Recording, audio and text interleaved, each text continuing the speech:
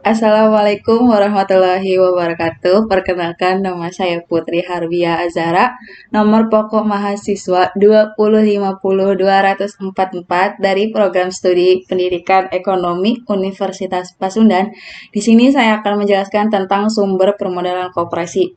Di dalam koperasi mempunyai landasan hukum, yaitu Undang-Undang Nomor 17 Tahun 2012 tentang Perkoperasian yang berbunyi tentang mempertegas kedudukan koperasi sebagai badan hukum yang ditandai dengan adanya pemisahan kekayaan para anggotanya sebagai modal awal untuk menyelenggarakan usaha koperasi.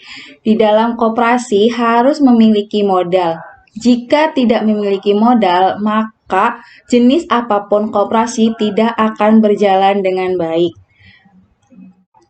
Maka koperasi membutuhkan sumber permodalan, yaitu di dalam koperasi memiliki dua sumber modal. Yang pertama ada modal sendiri atau equity capital, yang kedua ada modal pinjaman atau luar.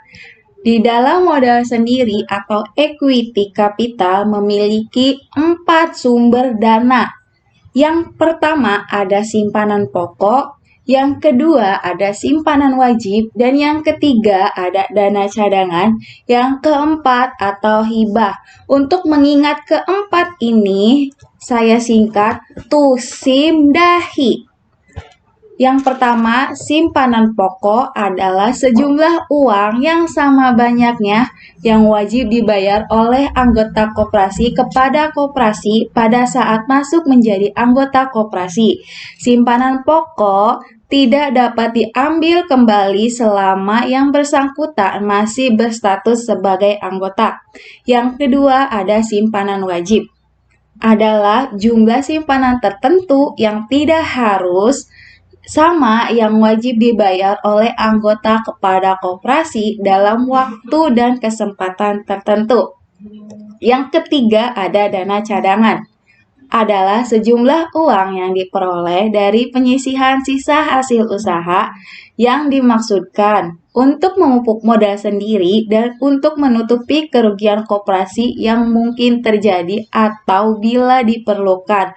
Maka koperasi harus memiliki dana cadangan. Jika suatu saat koperasi sedang mengalami penurunan atau memiliki permasalahan, maka koperasi menggunakan dana cadangan tersebut. Yang keempat ada hibah. Hibah adalah sumbangan dari pihak-pihak tertentu yang diserahkan kepada koperasi dalam upaya ikut serta mengembangkan usaha koperasi. Untuk dana sumber permodalan yang kedua ada modal pinjaman atau luar.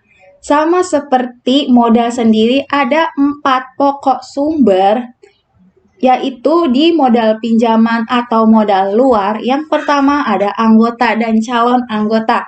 Yang kedua ada bank dan lembaga keuangan lainnya. Yang ketiga ada penerbitan obligasi dan surat utang.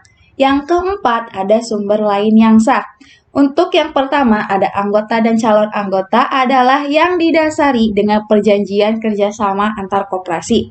Yang kedua ada bank dan lembaga keuangan lainnya adalah yang dilakukan berdasarkan ketentuan peraturan perundang-undangan yang berlaku.